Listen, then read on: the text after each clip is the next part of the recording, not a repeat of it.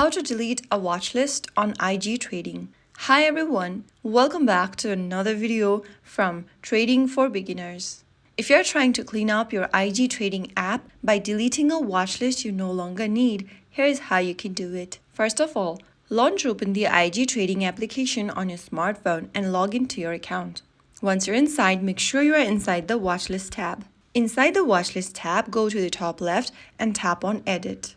Now, you'll be able to see all of the watch lists you've created at the top where it says Custom Watch Lists. Select the watch list you want to delete and tap on the minus icon in red on the left-hand corner of the watch list. Now, in the pop-up, click Delete and you have successfully deleted your watch list.